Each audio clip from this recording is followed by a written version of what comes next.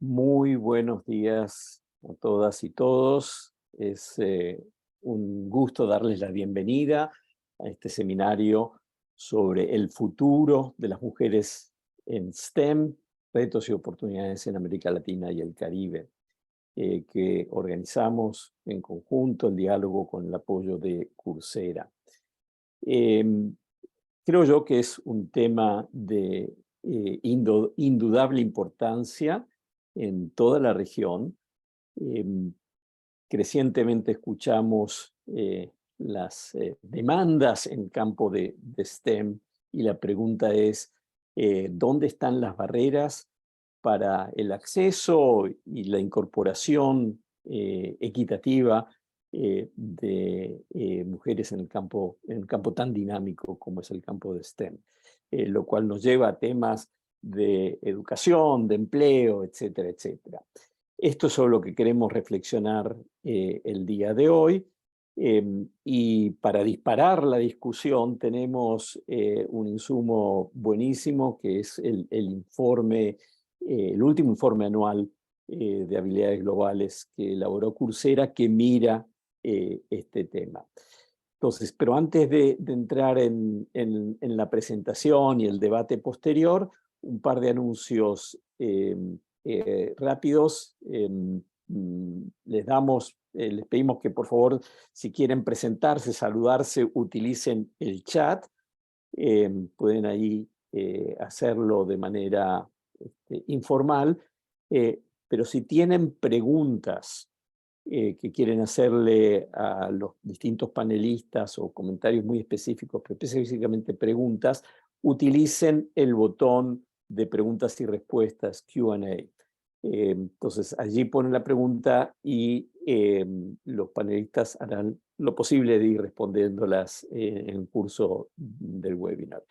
El webinar está siendo grabado, va a estar después disponible en la grabación en nuestra página, la página del diálogo.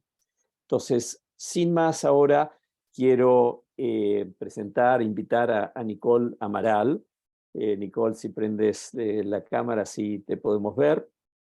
Nicole es la líder de transformación de habilidades para América Latina y el Caribe en Coursera, y ella nos va a presentar los resultados del informe anual de habilidades globales que elaboraron con foco en esta temática. Entonces, Nicole, bienvenida, muchas gracias y adelante, te pasamos la palabra. Perfecto, muchas gracias Ariel por la invitación de estar aquí con ustedes hoy. Si me dan un minuto voy a compartir mi presentación y me avisan si lo pueden ver. Me imagino que sí. Perfecto. Bueno, entonces, como mencionó Ariel, mi nombre es Nicole Amaral. Lidero el área de transformación de habilidades para Coursera for Government para las Américas. Y hoy me gustaría compartir algunos hallazgos, de hecho, de un reporte que ya mencionó Ariel, el Global Skills Report, pero también de otros reportes, uno en colaboración que hicimos el año pasado con el International Finance Corporation sobre el aprendizaje en línea de las mujeres en la región, y una que sacó Coursera también sobre Women in Skills de datos de nuestra plataforma. Y quiero resaltar en particular algunos hallazgos sobre el progreso de las habilidades de las mujeres en las habilidades relacionadas a ciencias, tecnologías, ingeniería y matemática, conocidos como STEM. Y realmente el objetivo de la presentación es de generar conversación, plantear algunas preguntas, datos sobre las cuales mis copanelistas luego pueden reflexionar. Primero, una introducción rápida a Coursera para aquellos que no nos conocen. Somos un ecosistema de aprendizaje global que conecta a alumnos o aprendices, como decimos en la plataforma, educadores y instituciones. Y tenemos más de 110 millones de alumnos que acuden a Coursera para aprender. más de 275 destacados educadores universitarios y también de la industria que acuden a Coursera para enseñar al mundo a través de la plataforma. Y más de 7,000 instituciones que utilizan Coursera para formar a sus empleados, o sea, empresas, también sus ciudadanos, estos son gobiernos, y también estudiantes a través de universidades y otras instituciones de educación superior. Y Coursera se encuentra en una posición única en este ecosistema para observar, ¿no?, y destacar diferentes tendencias que están surgiendo. Siempre menciono que también los datos y las tendencias de estos informes siempre representan una visión desde el punto de vista del mundo de Coursera, de estos 110 millones de aprendices que tenemos, y no siempre son totalmente representativos de un país o de una población en su totalidad. Echemos primero un vistazo a los aprendices en Coursera. ¿Cuántos son y dónde están? Las mayores tasas de crecimiento en inscripciones o matrículas en nuestros cursos durante el último año se registraron, de hecho, en mercados emergentes.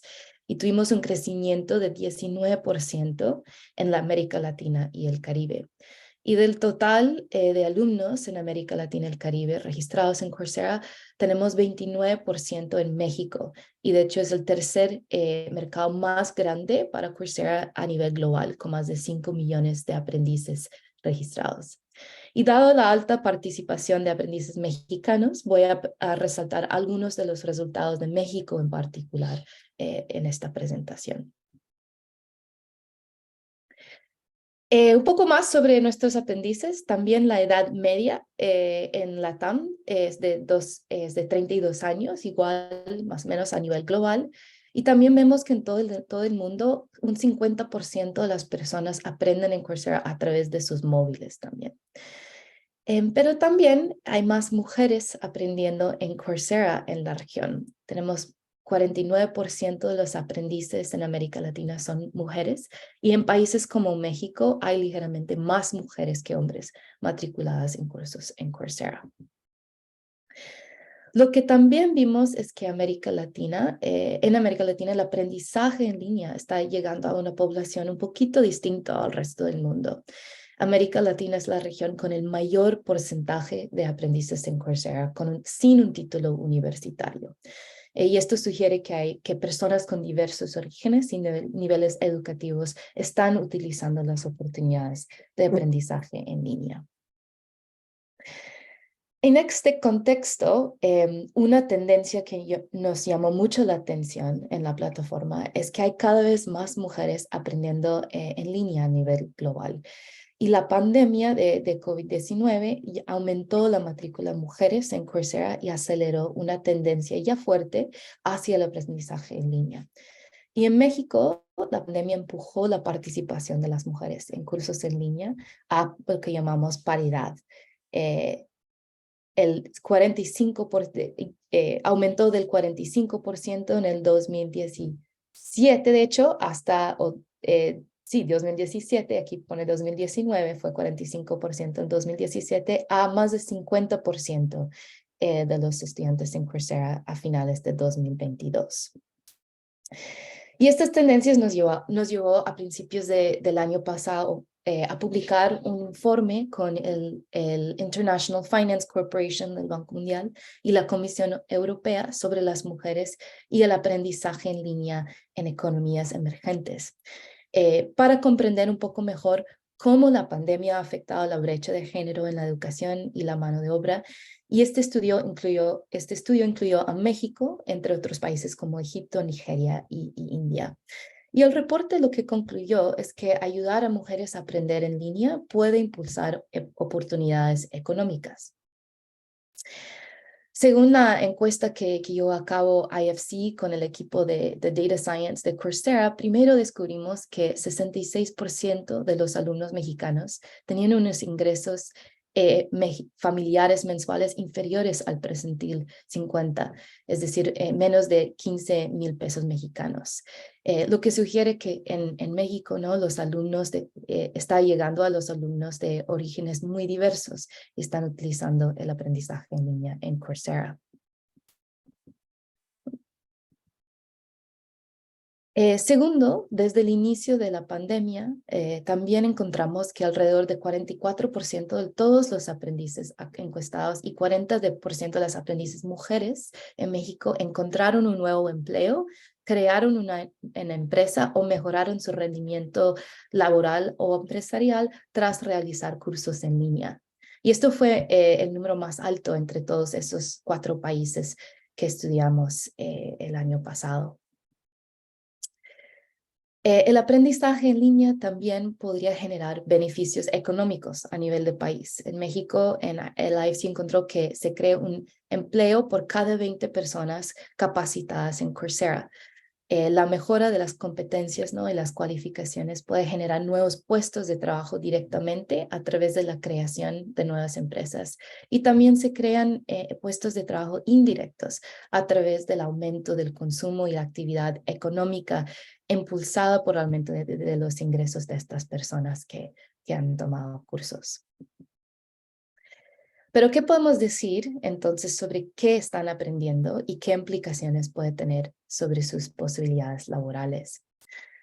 Además del aumento que observamos en matrícula de mujeres, en general, también observamos la matriculación en cursos STEM, un aumento en estos cursos STEM de ciencia, tecnología, ingeniería en matemáticas, y creció desde el 2019 de 31% hasta 38% a finales del año pasado, aunque sigue presentando una brecha importante entre hombres y mujeres matriculadas en cursos en estos dominios.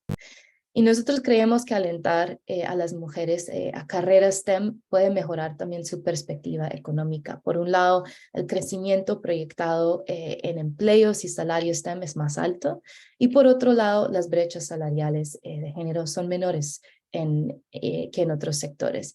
Y también la educación STEM puede ayudar a las mujeres a salir de sectores que corren más riesgo de automatización. Por eso hemos puesto un enfoque en particular en estudiar estas tendencias en la plataforma de Coursera.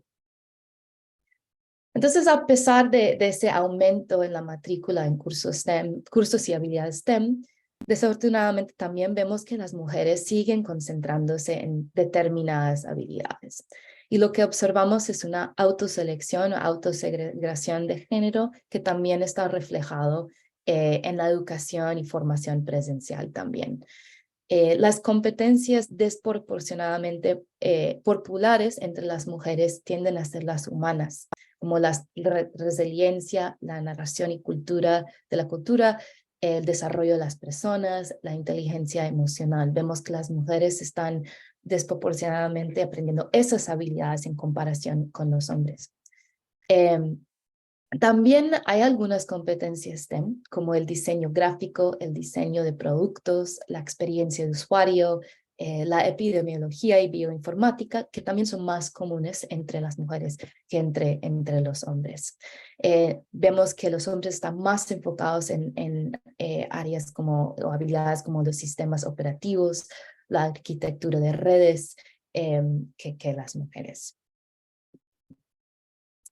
Para las aprendices mexicanas, en particular, las habilidades más populares en términos tal son la comunicación, la emprendedología de negocios, análisis de negocios y liderazgo y gestión.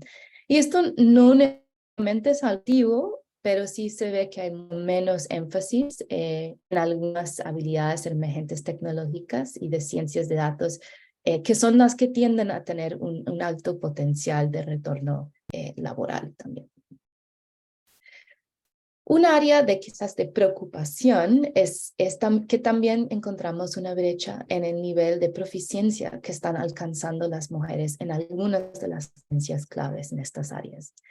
Vemos brechas más altas en competencias relacionadas a finanzas, ventas, estrategia, operaciones de negocios, matemáticas, machine learning y gestión de datos. Todas son habilidades que están en alta demanda ante la transformación digital del mercado laboral. Y para México vemos paridad de género en términos de la proficiencia o puntuación media entre aprendices masculinos y femeninos en habilidades como probabilidad y estadística y análisis de datos, pero una brecha de 64% y hasta 80% en habilidades más avanzadas y vinculadas a tecnologías emergentes como el aprendizaje automático, el machine learning y informática teórica. Bueno, y junto con IFC, también descubrimos diferencias importantes no solamente en las habilidades que aprenden y su nivel de proficiencia, sino también en la motivación para aprender en línea y también en el tipo de contenido que buscan y en que se matriculan. Las mujeres tienden a ser lo que llamamos aprendices exploratorias. Ellas afirman tomar cursos en Coursera porque buscan aprender de distintas materias, mientras que los hombres, lo que encontramos en encuestas, que son más propensos a centrarse en el beneficio profesional a corto plazo, como la obtención de un nuevo empleo o la promoción en su puesto actual. El 63% frente al 54% de las mujeres aprenden en línea con este objetivo profesional. En cambio, el 79% de las mujeres frente al 68% de los hombres se conectan para estudiar un tema específico. Por otro lado, las mujeres también tienden a inscribirse menos en nuestra oferta de certificados y especializaciones. Hay más hombres, alrededor de 70%, que mujeres, 52%, que cursan las especializaciones y certificados profesionales. Y en Coursera, estas especializaciones y especialmente los certificados profesionales son una oferta que tenemos que es altamente vinculado con roles en demanda, especialmente en los campos STEM. Y esto significa que quizás las mujeres estén desaprovechando estos credenciales con potencial de impacto en sus oportunidades laborales porque optan por tomar cursos individuales en vez de estas certificaciones. Entonces, ayudar a las mujeres quizás a acceder a este tipo de credencial, demostrar la rentabilidad potencial de la inversión en este tipo de credencial, puede ayudar a construir una vía más sólida entre el aprendizaje en línea y las oportunidades de éxito en el mercado laboral. Y como último punto, exploramos también las limitaciones o los desafíos para aumentar la participación exitosa de las mujeres, incluyendo en áreas STEM. Lo que encontramos es que por un lado, el 45% de las mujeres y entre ellas 60% de las que son cuidadoras que encuestamos afirman que pospondrían los estudios o no estudiarían si el aprendizaje en línea no fuera una opción. Esto sugiere que estas plataformas sí están llegando a los estudiantes que enfrentan a ciertas restricciones, ya sea por falta de alternativas locales, por limitaciones personales en torno a la movilidad, el cuidado y otros factores. Y también sugiere que las mujeres son capaces de superar los retos relacionados con el acceso digital, o las que sí son capaces tienen muchas posibilidades de beneficiarse del aprendizaje en línea. Pero la encuesta de mujeres aprendices en México también reveló algunos desafíos. Primero es el acceso a financiación. Es más probable que las mujeres dependen de los cursos gratuitos o lo que llamamos audited courses en la plataforma. Y tenemos una hipótesis que eso quizás también influye en la decisión sobre qué tipo de curso, qué tipo de contenido deciden tomar, como los certificados profesionales que tienen un costo mayor para el estudiante. Segundo, son limitaciones de tiempo que encontramos. Las mujeres en promedio pasan menos tiempo aprendiendo en línea y es más probable que abandonen sus cursos hasta cuando pagan por los cursos, citando como razón obligaciones familiares. Tercero, tienden a expresar una conexión menos clara y menos directa entre completar sus cursos y su formación en Coursera y lograr objetivos profesionales, lo que también quizás puede influir en su motivación para finalizar los cursos o su motivación por enfocarse en ciertas habilidades también. Y finalmente, los datos en la plataforma indican que la falta de representación es también un desafío. Las instructoras están subrepresentadas en los cursos en los dominios de STEM. De hecho, cuando al menos una instructora está presente en un curso STEM en Coursera, la participación de las mujeres es casi igual a de los hombres y tiende a aumentar la participación de mujeres en cursos STEM en un 12%. Por parte de Coursera, esta es una área de mejora para nosotros, ¿no? En la izquierda de la diapositiva ven que tenemos solo 34% de los cursos STEM con al menos una instructora que es mujer y menos de 50% de los cursos en total de no STEM también carecen de representación de mujeres instructoras. Entonces creemos también que la representación en el diseño instruccional es también clave.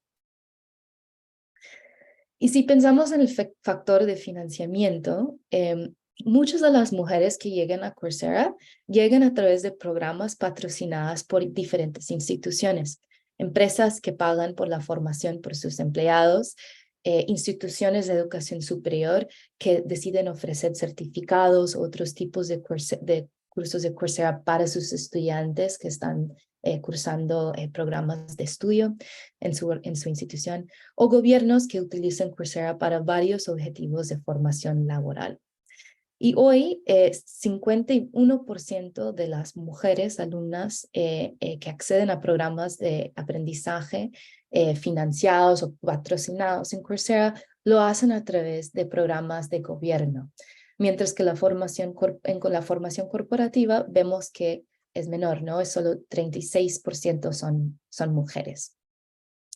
Entonces les dejo también con una pregunta sobre el papel que tienen estas organizaciones. Uno, en asegurar que cuando financian un programa de formación en línea, que hay participación equitativa, pero también sobre la relevancia de los programas relevancia laboral de los programas que están financiando. Entonces, ¿qué papel pueden tomar tanto las empresas, los campus, ¿no? las universidades, también los gobiernos en asegurar este equilibrio?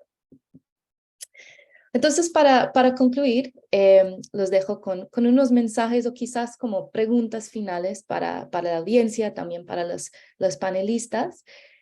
Lo primero es que creemos que ayudar a las mujeres a aprender en línea puede impulsar oportunidades económicas. Tenemos algunas evidencias iniciales, pero prometedores sobre esta oportunidad. También vemos que la autoselección o autosegregación hacia habilidades no STEM se observa también en el aprendizaje en línea. Entonces, ¿cómo podemos promover un mayor equilibrio en tanto las habilidades que aprenden las mujeres en línea como en su nivel de proficiencia que alcanzan también? Y finalmente, creemos que tanto el financiamiento como el diseño instruccional son elementos claves en aumentar la participación exitosa, ¿no? de las mujeres en contenidos más alineados con oportunidades laborales en los dominios STEM. Y con eso finalizo mi presentación. Veo que hay comentarios, quizás preguntas en el chat. Los voy a contestar hasta que punto que pueda a través del chat y paso de nuevo la palabra a Ariel. Muchas gracias. Muchísimas gracias, Nicole. Muy buena presentación. Yo fui tomando nota de varias cosas de el tema del diseño instruccional y el dato que presentaste sobre el impacto que tiene la representación femenina entre los instructores es muy fuerte. Es muy fuerte el dato ese. Sé que en el chat ya se compartió la página de la cual en la cual pueden encontrar el informe al que se refería Nicole. Entonces ahora vamos a iniciar una conversación y hemos invitado a 3 expertos con perspectivas distintas que creo que nos van a ayudar a agregarle un poco de pimienta de picante a esta discusión, ¿no? con sus experiencias. Les pido a Mariana, Genaro y Kira que prendan las cámaras, así los vemos cuando los presento. Bueno, Mariana también, si puedes prender la cámara. Por aquí estoy, pero no me deja el Zoom. A ver si por ahí me dan una mano. Ok, ahora el equipo va a ver qué es lo que está pasando. Pero ahí estás, ahí te vemos. Buenísimo. Entonces, empiezo con Mariana. Mariana Costa es la cofundadora y directora general de Laboratoria. Ya nos contará un poco su experiencia y nos hace muy orgullosos que Mariana es miembro del diálogo. Así que es parte de la familia. Genaro Hurtado es el director general de Brivé y creo que estás en México, ¿cierto, Genaro? Sí, sí, así es, Ariel. Buenos días a todos. Y Kira Guidrón, que es directora general de Lumni. Previamente, creo que es un cambio reciente, porque hasta hace poco estaba como coordinadora del Marketplace para la Cuarta Revolución Industrial Youth Network en Bogotá. Entonces, bueno, para dar comienzo a esta conversación, preguntarles a cada uno de ustedes un poco en función de lo que escucharon de Nicole y sus propias experiencias, digamos, ¿cuáles creen que son los principales retos digamos, más significativos para realmente lograr la equidad de género en el campo de STEM, ¿no? Digamos, no se tomen mucho tiempo, pero así pongan las dos cosas que creen que son más, más importantes, más cuello de botella que hay que atender. Entonces, empezando con Mariana. Mariana. Sí, a ver, yo creo que como número uno resaltaría los estereotipos de género, que es una barrera bien compleja porque trasciende por mucho el espacio educativo, ¿no? Es una barrera que, digamos, llega hasta lo más profundo de nuestras culturas, nuestras sociedades, nuestras familias, la crianza, la escuela primaria, secundaria, y son estereotipos que se van consolidando, fortaleciendo en todo tipo de mensajes que vamos recibiendo conforme crecemos y que por supuesto influyen de manera muy profunda en las decisiones de carrera, de estudios y de profesión que tomamos hombres y mujeres. Así que eso creo que es lo primero que tenemos que trabajar como sociedad para romper. Y creo que lo segundo que mencionaría es, digamos, para las mujeres que ya entraron, hicieron sus carreras y ahora quieren tener su profesión, digamos, en el sector de tecnología, creo que desde el lado de las empresas es realmente fundamental apostar por la construcción de culturas de trabajo que promuevan y valoren la diversidad, la inclusión y la equidad, ¿no? Y no solo de palabras, sino realmente de hecho. ¿Cuáles son esos compromisos concretos para tener estrategias que nos permitan atraer a más mujeres, culturas de trabajo que den la flexibilidad que todavía hoy en día las mujeres necesitamos por todas las otras brechas donde tenemos todavía mucho más trabajo doméstico y responsabilidades en casa que cumplir, y que realmente tengan pues en el corazón diseñar un entorno laboral que les dé las mismas oportunidades a las mujeres de crecer. Así que como primer paso resaltaría esas dos. Bueno, temas chiquitos, como dijiste, temas que exceden el ámbito de educación y hablaste de estereotipos, lo cual nos lleva a temas de cultura social, y hablaste de cultura de trabajo en las empresas, lo cual nos lleva bueno, también temas de cultura social, pero aplicadas a las políticas laborales. No te vamos a dejar escapar y simplemente dejar planteados a ese nivel. Vamos a querer escuchar ideas sobre cómo lograrlo. Pero para seguir esta primera ronda, la misma pregunta, Genaro, ¿cuál crees que son los principales cuellos de botella? Bien, coincido con el tema de cultura, el tema de la educación de casa, todo el tema de creencias. Un reto es el cambio de creencias, sobre todo en nuestros países en América Latina. El segundo es el desarrollar y formar en nuevas competencias y para ello hay un reto en los modelos educativos, en las metodologías para enseñar, y atrás de las metodologías pues está el que sean desarrollados también por mujeres. Y el tercero que añadiría es la parte de conciencia. O sea, esta conciencia que refleja el estudio de todos estos hallazgos, hay una desinformación donde no se identifica que esta es una llave de movilidad social ascendente a través de la educación y el desarrollo, ¿no? Sabiendo que, por último, el 71% de los nuevos empleos de los empleos futuros próximos, requieren la aplicación de nuevas competencias STEM, independientemente de que hoy en el mercado laboral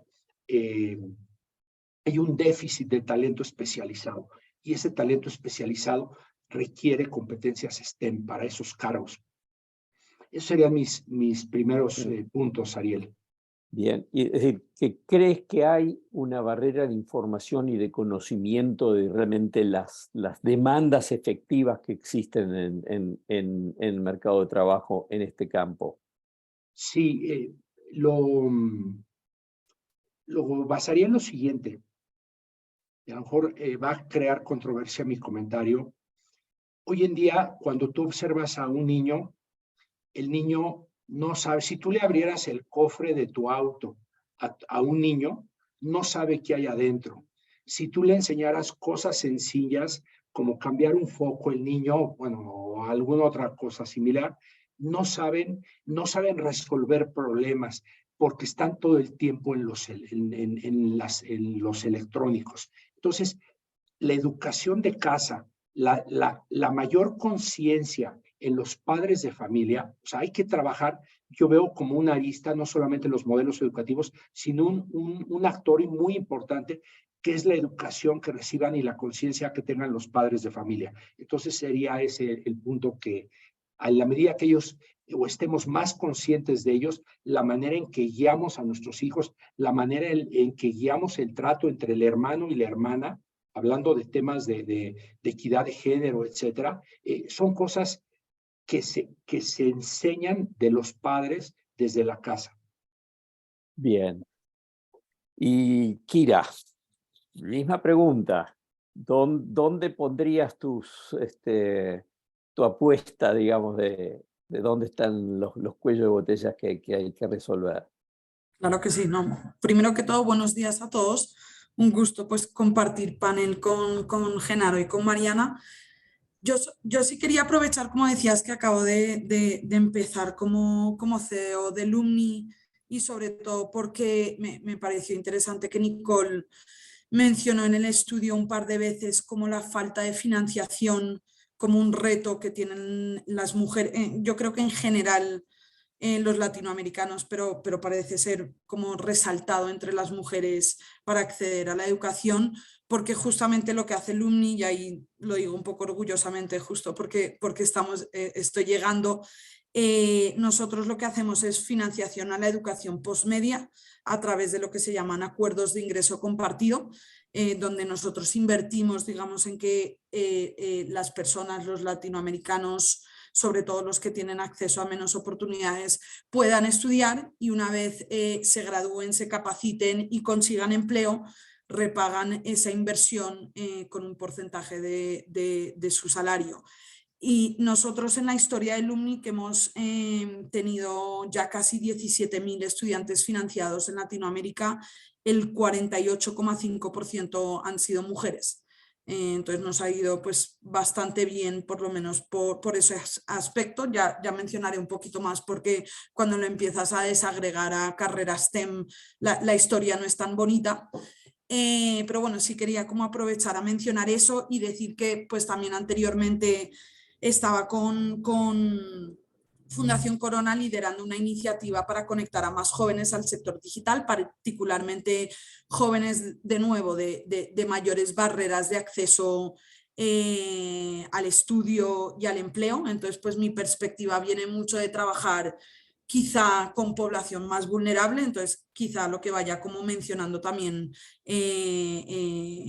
pues viene un poco de ese contexto, y anteriormente a eso también estuve 7 años en Accenture, que es una de las empresas más grandes en tecnología, entonces también interesante como la perspectiva de haber estado en una empresa de tecnología. Yo quería primero resaltar un par de datos que creo que suman mucho a lo que mencionaba, todo lo que mencionaba Nicole, porque nosotros desde Fundación Corona trabajamos mucho el tema de datos. Mencionar que en el sector digital, todo lo que tenga que ver con tecnología, en Colombia el 35% de las personas que trabajan en el sector son mujeres, que creo que es un poco mejor de lo que se imagina mucha gente, que a veces he escuchado como la cifra de 25%, etcétera, pero todavía muy lejos de equidad de género.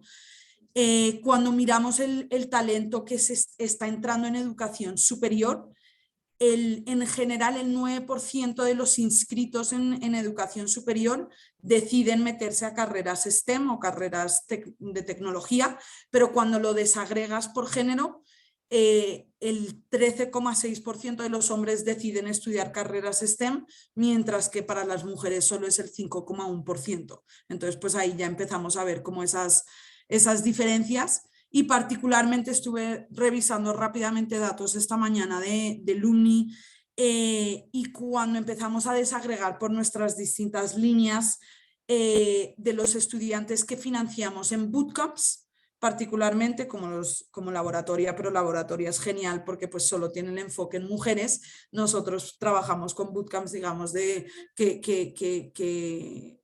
aceptan también hombres.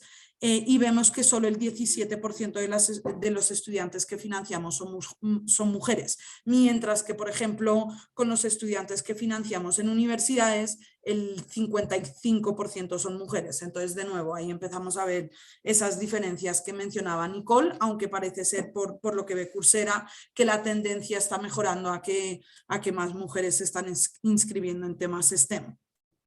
Y perdona que yo sí me alargo un poquito, volviendo como al tema de los retos, nosotros y con el trabajo que venía haciendo en Fundación Corona, lo que veíamos como mayores dificultades tienen que ver con, y aquí quiero de nuevo mencionar un par de datos en temas de deserción, y ya vuelvo a por qué se da esa deserción, pero lo vemos a lo largo de la ruta. Interesantemente, nosotros pues desde Fundación Corona damos unas becas para estudiar en bootcamps. No tuvimos un problema o no hemos tenido un problema de inscripción de mujeres. El 53% de nuestros inscritos son mujeres, pero solo el 42% de los graduados son mujeres y solo el 36% de los que se vinculan laboralmente son mujeres. Entonces vemos una mucha mayor deserción de las mujeres versus el promedio, versus versus los hombres. Veíamos una deserción del 42% de mujeres y 25% de hombres. Y esto creo que continúa a lo largo de toda la carrera, desde el momento del estudio a graduarse, a colocarse y a continuar en esas carreras. Y creo que eso se da principalmente por 2 razones, y aquí pues llegan mis dos retos que creo que hacen mucho eco de lo que mencionaban Mariana y Genaro.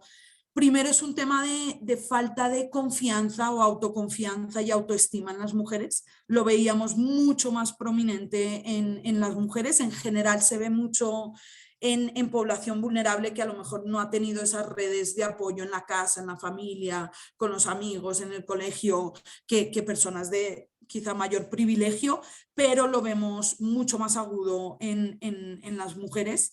Y lo segundo es el tema de lo que hoy en día se está llamando la economía del cuidado. Entonces, que lo que decía Mariana, que la responsabilidad de cuidar del hogar, de los hijos, de las personas con discapacidad, de los adultos mayores, etcétera, recae mucho más en las mujeres. Entonces, pues eso creo que hace eco de nuevo con lo que mencionaban mis copanelistas, pero serían mis 2 temas principales.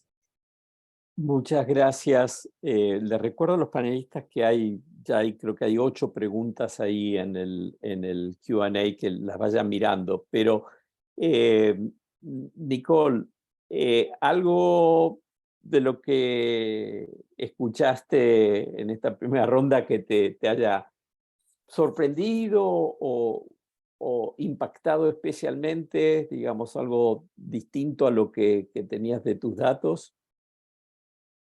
No, yo creo que está muy en línea. Yo creo que complementa mucho lo que nosotros desde Coursera, con la visión desde datos de una plataforma, quizás complementado con encuestas que podemos hacer, no podemos ver todo esto, ¿no? Estas diferentes motivaciones que tienen las mujeres por entrar en áreas de STEM o no. Entonces creo que es muy buen complemento.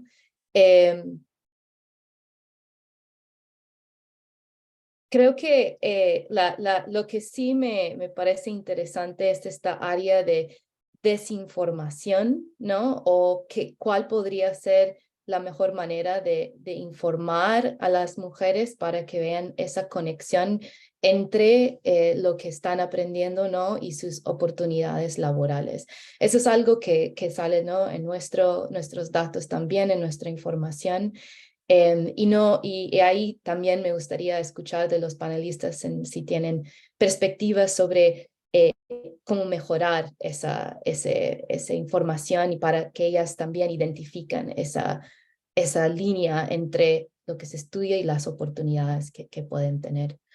También me encantaría saber si de todas las perspectivas acá, qué papel o no tiene, por ejemplo, la formación en línea en este tipo de, para las mujeres, ¿no?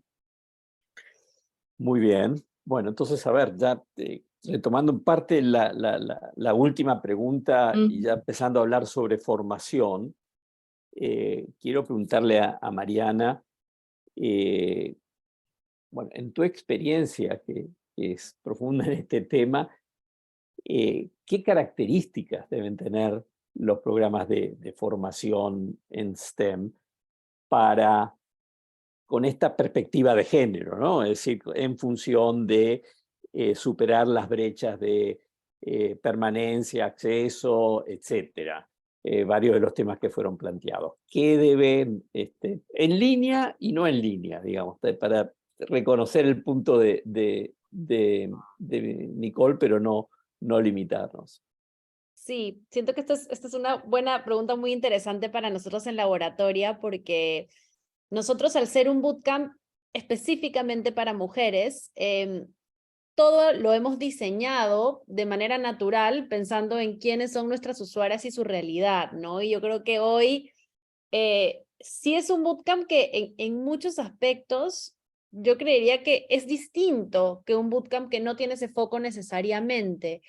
Y es interesante verlo para entender, bueno, qué de las cosas que de repente nosotros de manera natural, por diseño, hemos llegado, podrían ayudar a otros espacios.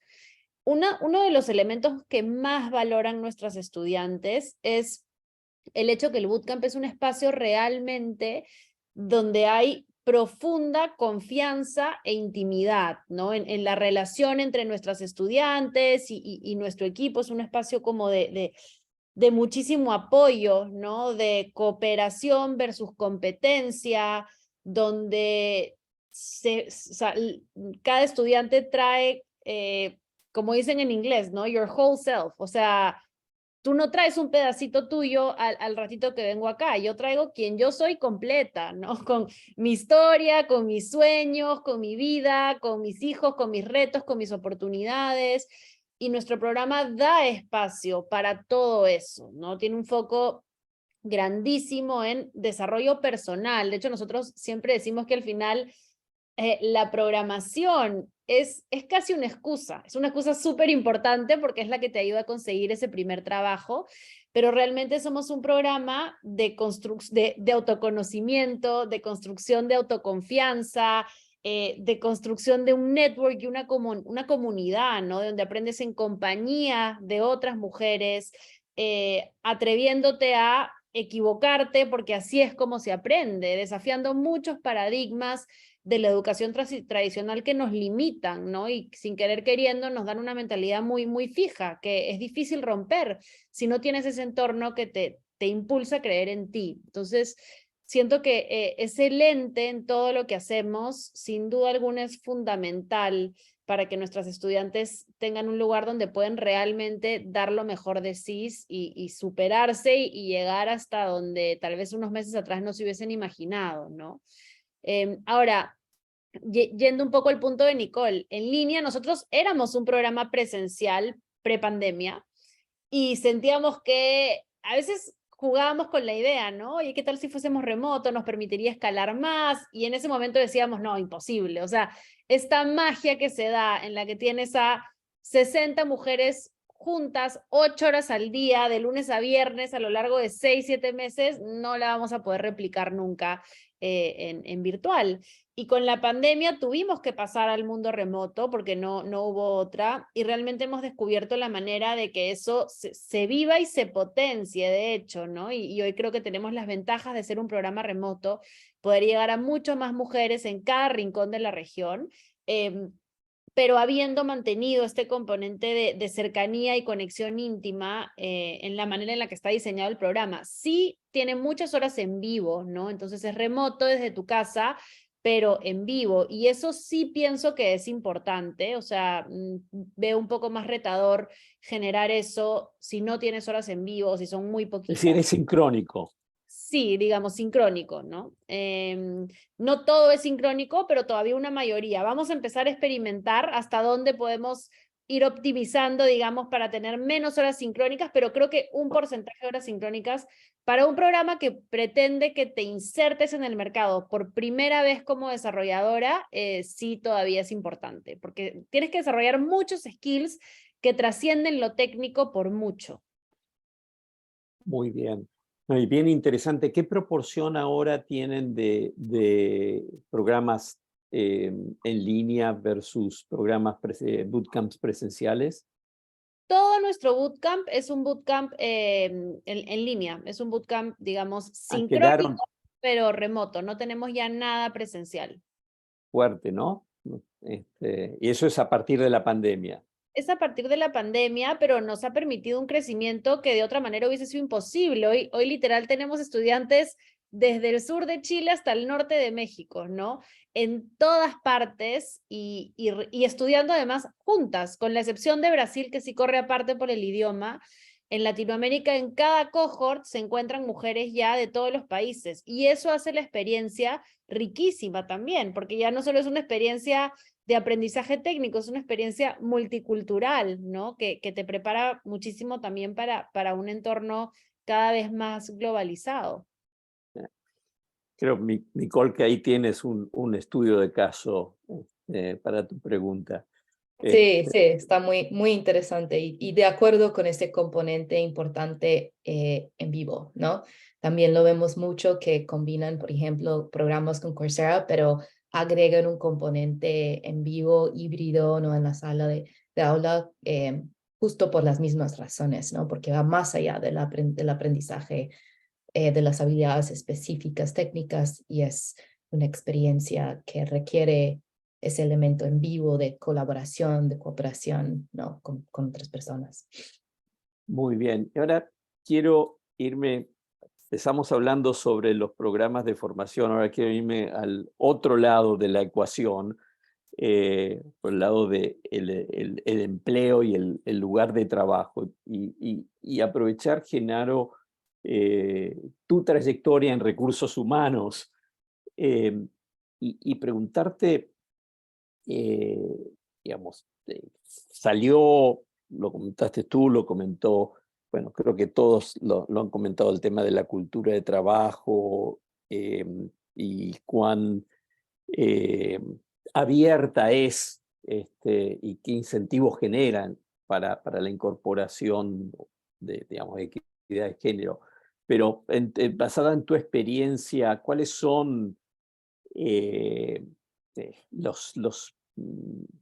lo quiero plantear de manera positiva, no retos, sino las oportunidades y recomendaciones que harías pensando en efecto en la incorporación de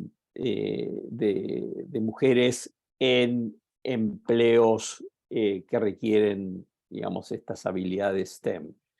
¿Dónde están? ¿Qué has aprendido sobre qué cosas son buenas prácticas? Bien, pues hoy en día en los últimos años hay una tendencia muy fuerte, todo el tema de equidad de género, etcétera. Yo lo que considero es que, y las organizaciones toman esa bandera, etcétera, ¿no? Yo parto de que toda persona somos un ser humano y como ser humano debemos de tener los mismos derechos, y partiendo de esos mismos derechos viene la parte de los criterios para seleccionar al personal basado en competencias, basado en el talento de cada una de las personas. Entonces, ahora, cuando vemos las posiciones y las basamos en el talento, hablando de un tema de equidad, lo que encontramos es que hay un problema en el mundo, hay un problema de reskilling y de upskilling, y hay un problema hay un problema de readiness de ese talento, del talento actual, que vemos que aun y cuando la organización, y lo vemos en los diferentes países en los que operamos, aun y cuando la organización tenga un principio de equidad de género, las tasas de postulación entre hombres y mujeres son mayormente mujeres, ¿no? Puestos de relaciones con redes, tecnología, puestos que requieren más competencias técnicas, la postulación de hombres es mucho más alta. Eso lo que hace de manera natural es restarle oportunidades a las mujeres, ¿no? Por un lado, ¿no? Por otro lado, la pregunta es, ¿y por qué se postularon más hombres? Porque cuando vamos al sector educativo, y voy a hacer un paréntesis a un lado, es las carreras que requieren competencias STEM, sobre todo las ingenierías, etcétera. La pregunta es, ¿por qué hay más hombres que mujeres? Pues porque hay un tema de admisión. Las carreras que son de ingenierías, por ejemplo, tienen un proceso de admisión.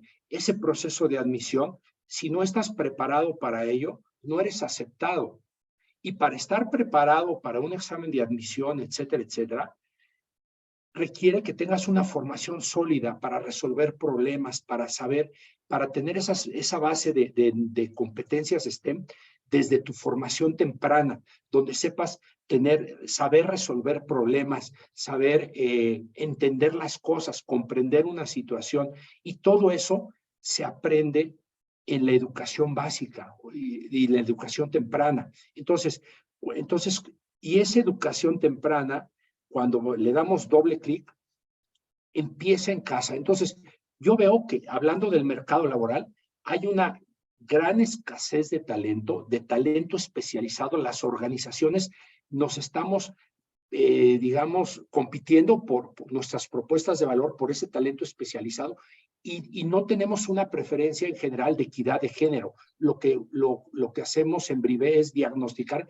el talento de las personas. Entonces, sin embargo, el problema está en que hay un déficit de mujeres formadas en competencias STEM, ya sean en una carrera profesional o incluso en el desarrollo de competencias soft, sin que necesariamente requieras tener una ingeniería. Entonces, hay una gran oportunidad en el mercado, hay una gran oportunidad, y de ahí que lo que yo veo la propuesta es voy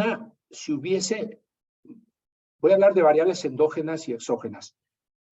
La educación de casa, la equidad de género, el respeto en casa, el trato, la igualdad, etcétera, entre hermanos, entre hombre y mujer, entre mamá y papá, ahí comienza a generarse cultura. Y lo que se ha mencionado, el tema de confianza, de autoestima, eso permite que el día de mañana las niñas, las mujeres se enfrenten a retos y no sean tachadas, que se celebren los errores, que se aprenda del error y no una cultura de ves, eso no es para ti, donde empezamos a etiquetar y a señalar, ¿no? Entonces, ahí vienen temas culturales donde es necesario que en los modelos ya educativos haya una sinergia entre padres de familia con instructores, los colegios y los modelos educativos, para tener una alianza donde, como decía Nicole, hay competencias que se desarrollan, se pueden desarrollar en casa, desarrollar en línea, pero que se trabajan, se enseñan, se aprenden haciendo, es learning by doing, y en ese learning by doing hay un trabajo, algo que viste académico, pero después en ese 70-20-10, el 10% el 70% es a llevarlo a cabo y aprenderlo haciendo,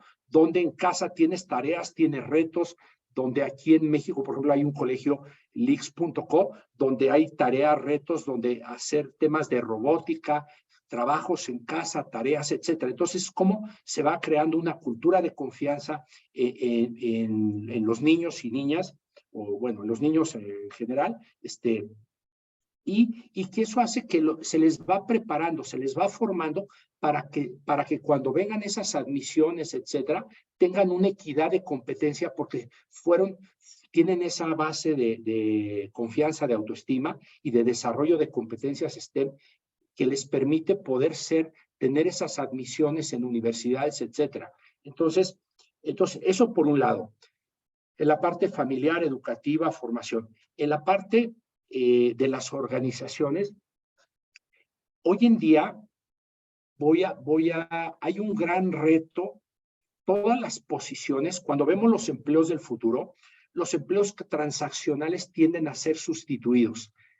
Sin embargo, todos tenemos en nuestro rol, aunque seas un profesor de yoga, cómo integras ciertas competencias STEM para usar la tecnología para el rol que tienes. Si eres un actuario, si eres un médico, hoy en día todo mundo necesitamos desarrollar competencias STEM.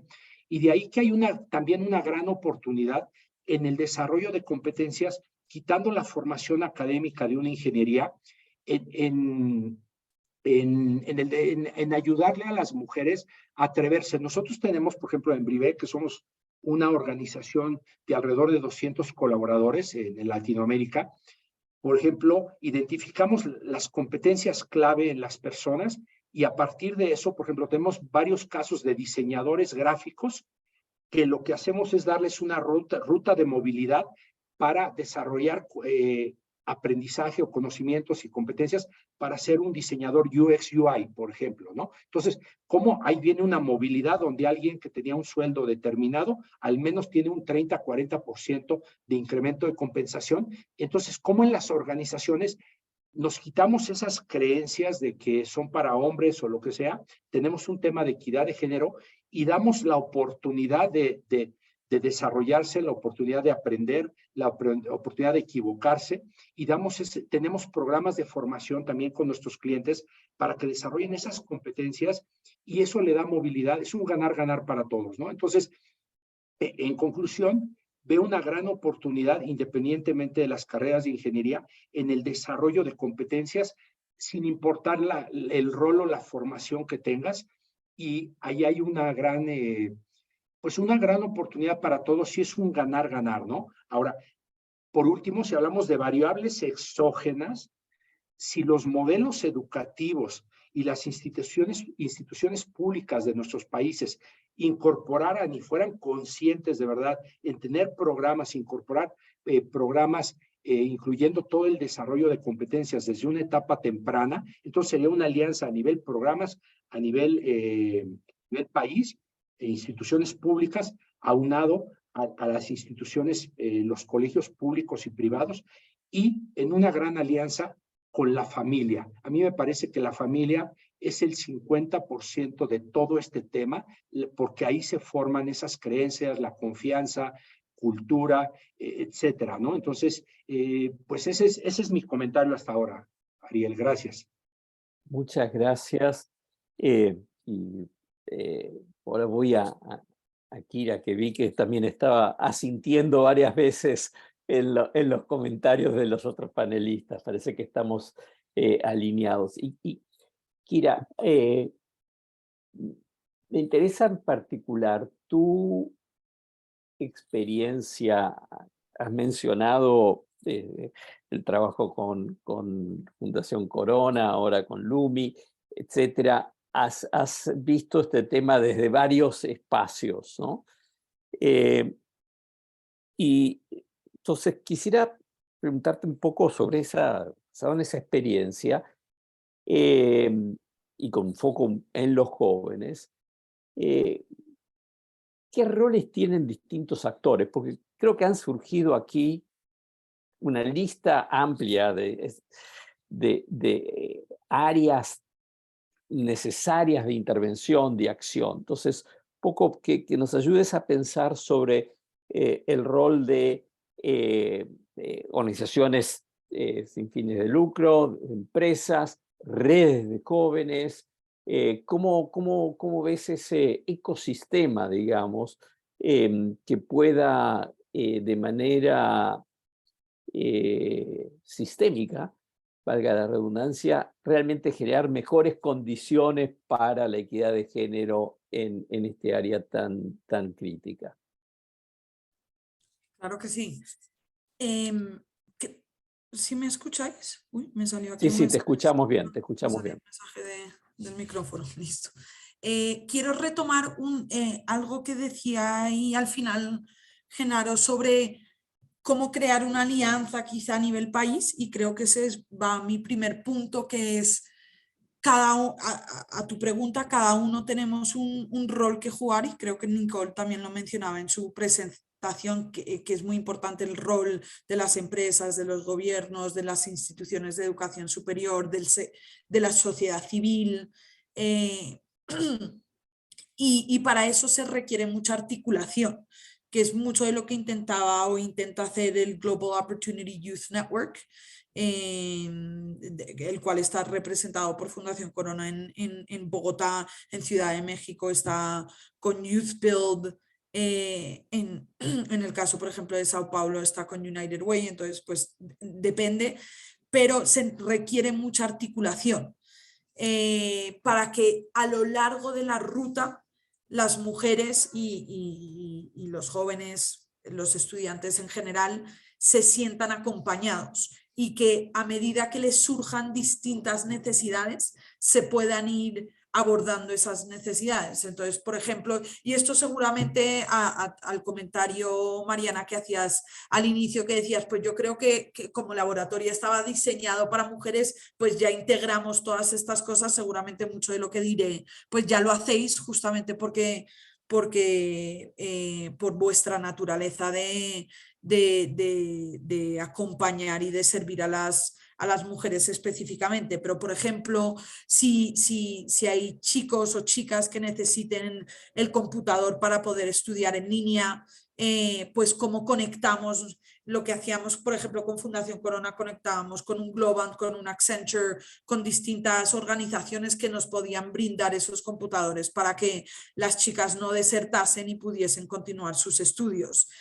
Apoyamos, por ejemplo, con otra alianza con la Corporación Mundial de la Mujer para brindarles a los chicos y chicas educación financiera, porque una cosa muy chévere en el mundo de las carreras STEM es que sales a ganarte muy buenos salarios. Entonces, cómo aprovechar para crear no solo, como se dice un poco en inglés, no solo generate income, pero generate wealth. Y que las mujeres puedan ir ahorrando y puedan ir, digamos, desarrollando esos activos y ese patrimonio. Había momentos, digamos, donde las mujeres, por las razones que fueran, y en general todos los chicos necesitaban un apoyo psicosocial o psicológico más fuerte, y entonces ahí teníamos a los aliados pertinentes para ir remitiéndoles. Había casos donde teníamos estudiantes con discapacidad, entonces ahí también hay que ir pues remitiendo y viendo esos aliados pertinentes para cada uno de esos casos. Entonces creo que mucho tiene que ver con también esa personalización, entender quiénes son cada persona, y eso también pasa mucho en las empresas, entender cada uno de los casos de los colaboradores y decir, yo no lo voy a resolver todo, yo no puedo abordar todos los temas que vayan surgiendo a lo largo de la carrera de la persona, o en este caso de la mujer, pero voy a tener esas alianzas y me voy a articular con estas otras entidades para poder brindarles algún tipo de solución. Otro ejemplo interesante es lo que está pasando en Bogotá y en Colombia a nivel de las políticas de economía del cuidado, las manzanas del cuidado, etcétera, donde uno también puede articularse con el sector público para ya suplir en temas de jardines infantiles, en temas de cuidado de los hijos y demás. Entonces creo que eso es un punto importante, todo el tema de la articulación. Un segundo punto es hacer más explícito, y ya explicaré un poco más a qué me refiero, el apoyo hacia las mujeres, esas estrategias de apoyo hacia las mujeres. De nuevo, un muy buen ejemplo es Laboratoria, que explícitamente está creado para las mujeres. Entonces las mujeres llegan, tienen todos los apoyos que necesitan para ir logrando estudiar y logrando colocarse en el mercado laboral. De la misma forma hay otras organizaciones como Geek Girls Latam, como Geekies Latinas de la Fundación Engagement, etcétera. Y para dar un par de otros ejemplos que me parecen interesantes, nosotros desde Fundación Corona creamos lo que llamamos una influencer digital, que ya pondré el link en el chat, que se llama DGO, que está en Facebook, en Instagram y ahora en TikTok, que esto le pega un poco también a la pregunta que hacía Nicole de cómo brindamos mayor información para que las mujeres sepan dónde están las oportunidades laborales y cómo la educación se ata a esas oportunidades laborales. Mucho de lo que intenta hacer DGO es brindarle información a sus seguidores y a la sociedad sobre las oportunidades que brinda el sector digital. Pero ahí lo que quería resaltar es que DGO la creamos como mujer a propósito. Y el 60% de nuestros seguidores en Facebook e Instagram son mujeres. Entonces el hecho de que ella sea mujer ya de por sí atrae a más mujeres. Y vemos lo mismo, por ejemplo, cuando vamos a hacer piezas de difusión en LUMNI, en Fundación Corona, en distintas becas, los bootcamps, etcétera. Hay que ser muy explícitos que buscamos mujeres. Literalmente a veces tenemos la pieza, digamos, promedio de difusión que habla en general y luego tenemos piezas específicas donde decimos queremos y buscamos mujeres, queremos y buscamos migrantes venezolanos, queremos y buscamos personas con discapacidad, porque si no esas poblaciones, y creo que había un comentario en el chat de que esto no es, las inequidades no se dan solo en el género, se dan en muchos otros aspectos, esas poblaciones se van a autoexcluir y decir, no, yo seguramente eso no lo puedo lograr, eso no es para mí. Entonces hay que ser muy explícitos en decir, sí, esto es para ti y la oportunidad existe. Pero entonces hay que incluir imágenes, hay que incluir lenguaje que sea muy explícito y yo lo extendería, que ahí, Genaro, tú sabes más, al tema incluso de las vacantes y ser muy explícitos en la difusión y demás de esas vacantes que buscamos mujeres, sino de nuevo ellas se autoexcluyen. Y ahí solo quería dar dos ejemplos adicionales en el tema de desde las empresas también y hablando de volver las cosas más explícitas, y creo que también vi un comentario en el chat sobre acciones afirmativas, que yo personalmente sí también creo en ellas. Hay que incluir metas de equidad. A mí me encanta, por ejemplo, Accenture, pues Accenture, como muchas otras empresas de tecnología, tenía una dificultad atrayendo y reteniendo a mujeres y ellos tienen un plan, una política, etcétera, que se llama Getting to Equal. Para el 2025, donde tienen una meta, por ejemplo, tienen varias metas, que el 50% de las nuevas contrataciones sean mujeres, que el 50% de las socias o los managing directors sean mujeres, que el 50% de la junta directiva, que es la instancia, digamos, más alta de la empresa, sean mujeres. Entonces, volver esas cosas explícitas hace que la gente actúe y se mueva en esa dirección. Y el último ejemplo que quería dar en ese aspecto que me parece muy importante también, y es algo que puede hacer también el sector público, es justamente como en las primeras becas que dimos desde el Marketplace de la Cuarta Revolución Industrial para que estudiantes o para que jóvenes con potencial estudiasen temas digitales, vimos esa deserción del 42% de mujeres y que de nuestros graduados solo el 34-36% eran mujeres.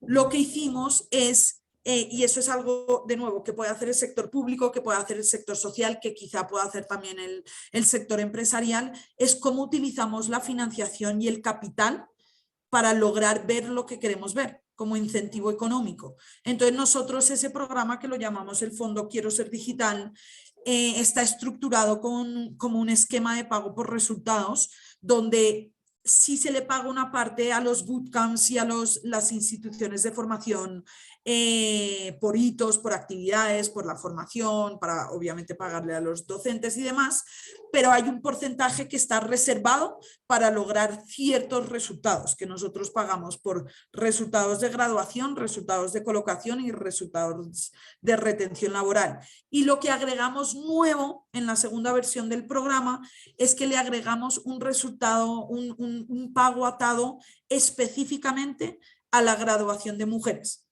Entonces ya no sirve solamente que, voy a ponerte como ejemplo Mariana Laboratoria, que todavía no trabajamos con Laboratoria, pero ojalá se dé, que se gradúen 50 personas.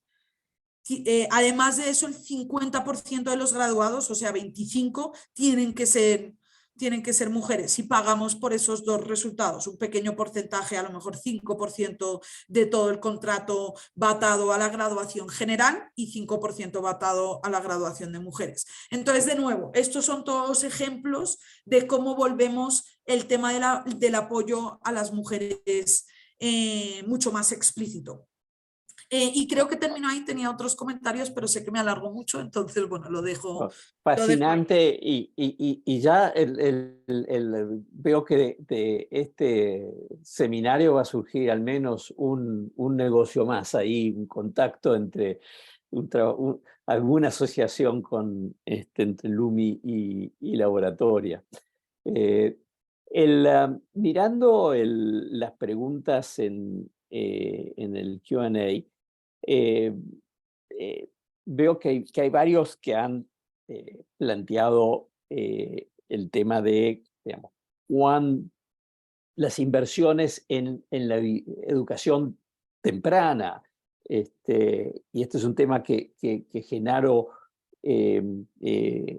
planteó un par de veces, ¿no? De que hay que empezar, lo planteó también desde el hogar, pero hay una pregunta en particular sobre eso, en el cual, digamos, quiero ponérselas, porque alguien preguntó específicamente qué recomendación, creo que ya está respondida en el Q&A, pero quiero escucharlo en vivo.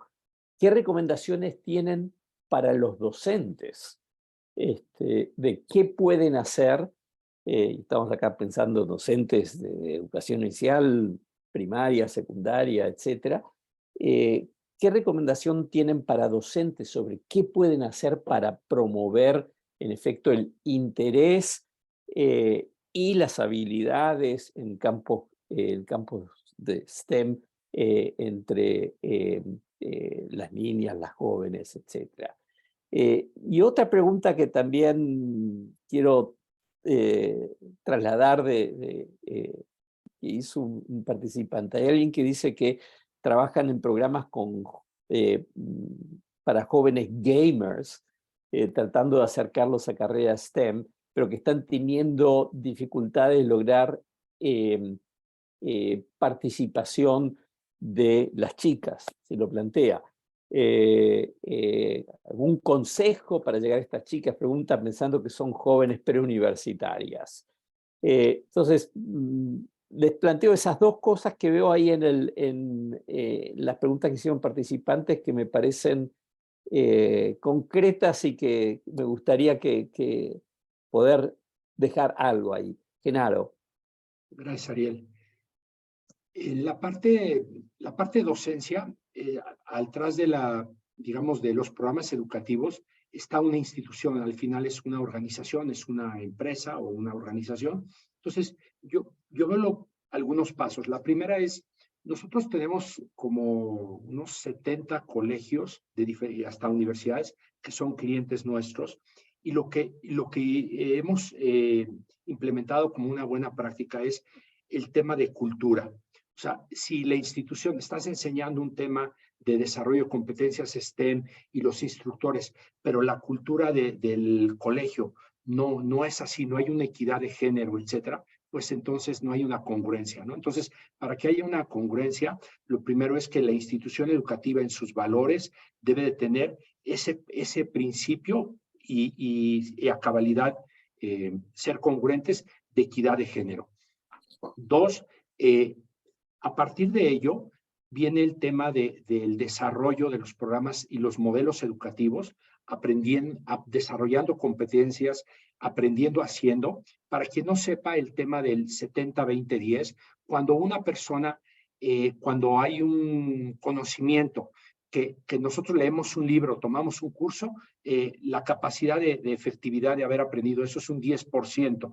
Cuando es un 70% de que lo aprendemos haciendo es porque lo hacemos nuestro y quiere decir que entra por la memoria larga en el cerebro, y en la memoria larga es porque algo que aprendimos lo llevamos a cabo, lo ejercitamos y entonces es la mejor manera de aplicarlo, ¿no? Entonces, los modelos educativos deben de estar enfocados bien en esa mezcla de aprender haciendo, y en la parte de los docentes deben de ser alguien que viva las competencias STEM, ¿no? Que las viva desde su ámbito personal, porque es lo que está compartiendo y transmitiendo con sus hijos. Y para que las viva es una persona que debe de estar equilibrada en su entorno personal, familiar, para que como una cebolla despliegue y haya una congruencia. Entonces, veo una congruencia a nivel institución, a nivel personal, en el personal docente, quienes llevan a cabo los programas, quienes los ejecutan, los profesores, y que en esos profesores exista pues también las competencias docentes adecuadas, como paciencia, celebrar los errores, o sea, nuevos métodos lúdicos, porque si no te estoy enseñando algo, pero a la vez en mis competencias soft, yo como instructor, pues te estoy reprobando, ¿no? Entonces, por ejemplo, yo le digo a mis hijos, las calificaciones no son calificaciones, se llama aprovechamiento, ¿no? Es otro enfoque de verlo, ¿no? Entonces, yo creo que en el sector docente, por último diría, la sinergia que se haga, insisto, con las familias, con la casa, porque muchas de esas competencias, el padre cree que por pagar una colegiatura, en el caso de la educación privada, le está delegando esa responsabilidad a la institución educativa, donde hay una gran responsabilidad en casa y se puede hacer muchísimo para poder desarrollar competencias STEM. Y bueno, diría que esos son los 3 elementos de mi respuesta. Y en las organizaciones, tener planes de desarrollo. Una vez que diagnosticas el talento y las competencias de un equipo de trabajo o de una persona que recién se acaba de contratar, hay una sesión 1 a 1 donde se establecen prioridades de desarrollo, competencias clave de la posición, y donde el líder o el mentor acompaña al colaborador en el desarrollo de esas competencias en un proyecto específico con KPIs donde debe de haber una mejora que se observe, y de ahí está el retorno sobre la inversión. Entonces, ese es mi comentario, Ariel. Gracias. Muchas gracias. Otras panelistas, ambas preguntas, las dos, una. ¿Quién? Bueno, dale, Mariana. Dale. Adelante.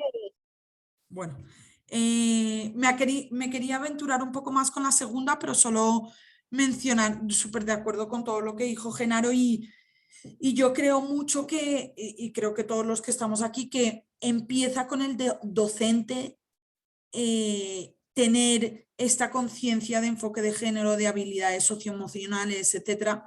Y, por ejemplo, parte de lo que estamos haciendo en el programa del Fondo Quiero Ser Digital es justamente fortalecer las habilidades socioemocionales de los docentes para que a su vez ellos puedan fortalecer las habilidades socioemocionales de los estudiantes. Pero bueno, me quería aventurar un poco más con la segunda, de la pregunta sobre los gamers. Interesantemente, la industria de los gamers de los videojuegos en Colombia es bastante grande. Primero diría de crear una comunidad. que creo que es parte de lo que se está intentando, pero eso va a ayudar y lo vemos en cosas como el International Game Developers Association. Hay una comunidad en Colombia que se llama Tan Grande y Jugando. Hay cosas como Women Who Code, que están creando esa comunidad, un poco lo que decía Mariana en algún momento de tener a 60 mujeres como bonding y teniendo esos niveles de confianza y de lazos. Entonces creo que una parte es eso, es crear esas comunidades donde se sienta esa seguridad, esa confianza. Lo que mencionaba antes de volver explícita la atracción de que estáis buscando a mujeres para el grupo que tenéis o las clases que tenéis. Creo que también ayuda mucho el tema de role models. Entonces, por ejemplo, aquí en Colombia ya hay una influencer que le va, pues, medianamente grande, que se llama Pau Dassel, que es una gamer y entonces, pues, obviamente mujer, y ella pues está todo el tiempo hablando y mostrando y etcétera. Y creo que otras chicas quizá menores vean esos ejemplos, pues también las anima mucho. Y el último comentario que quería hacer, que me surgió de un comentario que quedó en el chat, es para los jóvenes en general, no sé si sea más para las mujeres, es importante atar todos estos temas de dónde están las oportunidades laborales a cómo ellos contribuyen a la sociedad. Nosotros creamos una guía desde Fundación Corona de orientación socioocupacional vocacional para el sector digital y lo hicimos en un proceso de design thinking y demás, y fuimos ahí a preguntarles a jóvenes qué contenidos querían ver y demás. Y una de las cosas que surgió más fuerte de los jóvenes era entender cómo a partir de estos roles, como un diseñador de videojuegos, un desarrollador de videojuegos, etcétera, le está aportando a la sociedad. Hoy en día eso es muy importante para las generaciones más jóvenes. Entonces, quizá pues incluir ese tipo de mensajes en el trabajo que hacéis. Muy bien, Mariana, ahora sí. Yo creo que todo ya está dicho. Mi punto iba a ir más justo por lo último que menciona Kira. Creo que tiene un impacto bien grande hacerlo muy concreto, ¿no? Si a ti te dicen, ven a estudiar programación, ¿no? Construye una carrera en tecnología. Si no estás cerca de ese mundo, eso suena algo completamente abstracto, ¿no? ¿Qué quiere decir eso? O sea, no, uno tiene tal vez de referencia de qué hace un doctor, ¿no? ¿Qué hace un maestro? Pero ¿qué hace un programador? No necesariamente es algo tan cercano, y creo que visibilizar el poder de construir que te da saber programar, por ejemplo, o ser gamer, ¿no? Que al final es la posibilidad de crear, y cómo esas creaciones son las tecnologías que al final marcan nuestra vida y nuestro futuro. Yo siento que es algo muy, muy poderoso, ¿no? Nosotros en el bootcamp hablamos mucho de cómo realmente salir a diseñar y crear tecnología significa estar detrás desde el aplicativo de fintech que va a cambiar la manera en la que la gente ahorra en tu país,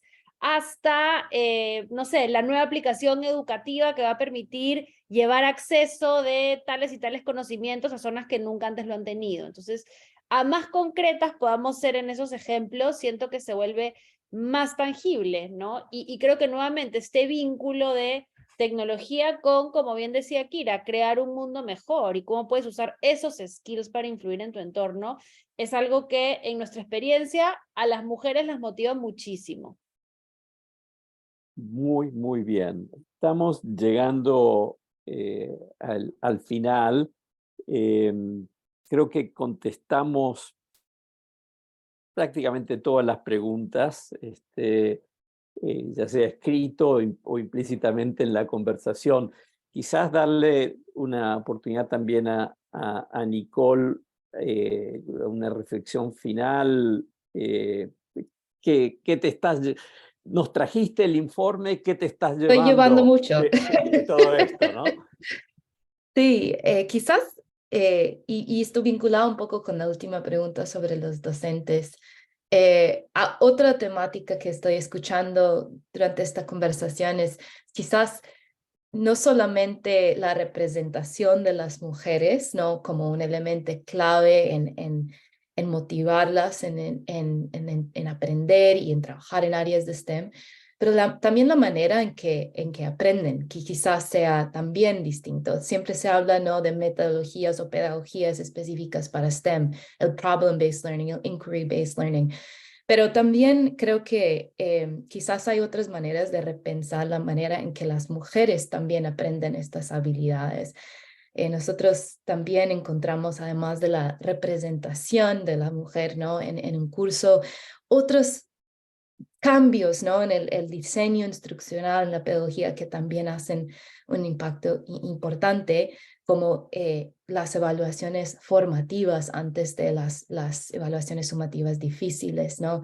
El diseño o personalizar las recomendaciones de contenido para las mujeres específicamente, enumerar errores comunes, ¿no? Son elementos que hacen una diferencia específicamente para las mujeres, y creo que eso es algo que los docentes quizás también pueden llevar a su sala de aula y a repensar la manera en que también enseñen estas habilidades. Eso es algo que me pongo como pregunta para mí también, de cómo repensarlo en Coursera, pero eso lo llevo también, además de todos los comentarios y aportaciones de los panelistas aquí. Bueno, a ver, muchísimas gracias a los cuatro, al equipo que hizo posible esto, están detrás de la pantalla, y a todos los participantes. Yo he realmente disfrutado muchísimo del encuentro de hoy, no solo porque creo que el tema es de una importancia estratégica para la región, sino porque transmitieron todos ustedes, los panelistas, pero también los participantes, una energía muy especial, que no siempre ocurren en los webinars. Una energía que nos dice que más allá del diagnóstico de la situación actual, hay experiencias positivas, creativas que están en curso. Y bueno, tuvimos comentarios de doers, de aquellos que lo están haciendo. Yo salí, producto de eso, ilusionado de que podamos del diálogo seguir trabajando en esta temática, rescatando e entendiendo mejor las lecciones aprendidas de todas estas innovaciones y buscando esas, no solamente difundirlas, sino trabajar sobre esas conexiones a las que te referías tan vehementemente, Kira, en términos de roles de distintos actores. Así que muchísimas gracias. No será la última vez que estemos reuniéndonos y compartiendo ideas sobre esta temática. Como ya se planteó en el chat varias veces, la grabación de este encuentro va a estar en nuestro canal de YouTube, en la página también del programa de educación del diálogo, y seguimos. Así que muchas gracias, y seguimos en adelante trabajando juntos. Gracias. Muchas gracias, hasta luego. Gracias a todos. Un abrazo y felicidades a las mujeres que están aquí en este evento.